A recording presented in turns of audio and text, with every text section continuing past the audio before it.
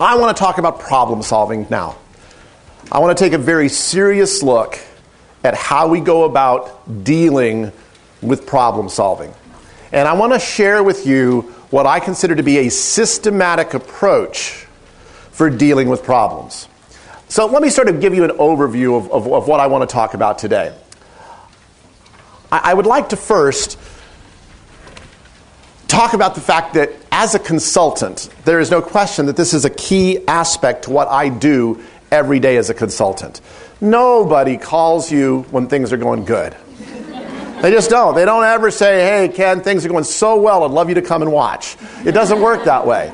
The reason I get called is because they have reached a challenge. And oftentimes, it's some very good trainers that just haven't figured out how to train their way out of this particular problem. And the key in almost every case is having a systematic approach that will always lead you to a solution. I want to focus today on a single system. There's no question that as I share with you the system that I like to use, I have borrowed pieces from many talented trainers and put a system together that works for my style of training. You have to find a system that works for your style. One of the parts of a good system that helps with problem solving is good follow-through and good documentation and good record keeping. And I'll talk about that just briefly. And ultimately, you have to find the system that works for you. My hope is that if what I share with you doesn't completely resonate, maybe one portion of it will. And I welcome and encourage you to take whichever parts of what I share with you that you think will work for you and use it in your problem solving. Because for me, this has been a system that has worked exceptionally well for me. There are a lot of different problem-solving systems, and one of the advantages of a good problem-solving system is it provides you with an objective examination of the problem. Additionally, what a good problem-solving system does is it challenges common assumptions or perceptions. I think we often have prejudices, biases, or assumptions about certain types of animals or certain types of situations, and a good system gets past those biases and really looks at the problem itself. It also, when you're working with more than one trainer, whether it be a group of people in a family, in a household, or whether it be in a professional working situation, it improves communication with everyone who's involved in working with that animal. It allows them to provide input, and it gets buy-in into the system. Most important, a good problem-solving system treats the causes of the problem, not just the symptoms. Oftentimes, it's quite easy to cover up the problem because we are only treating the symptoms. We're only treating what we see as opposed to the underlying cause of the problem. A good problem-solving system will get to the cause.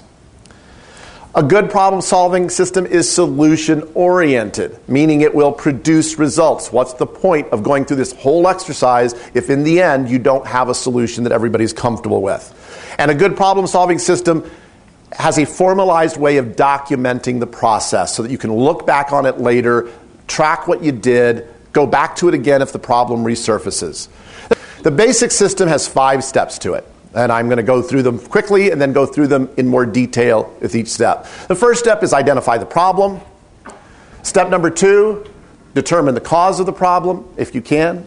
Step number 3 is look at the balance of reinforcers and punishers in the environment, which, by the way, we will talk about a lot, reveals motivation. Step number 4 is then to implement a plan. And step number 5 is to constantly monitor the plan. Parts need fixing. Behavior is complex, and oftentimes when we're trying to fix the problem, it may not be the entire behavior that's broken down. You know, I've seen people before where they'll say, well, the problem is this dog doesn't like to kennel anymore. Well, okay, but what is the real problem there? What do you think it's because of reinforcement? Is it because they got scared there? Is it because of... You want to look deeper into that problem and understand it a little bit better. You hope that if the trainer has been a good record keeper, which most trainers aren't, that they have documented the first occurrence of the problem so that you can look back at that and sort of look for patterns.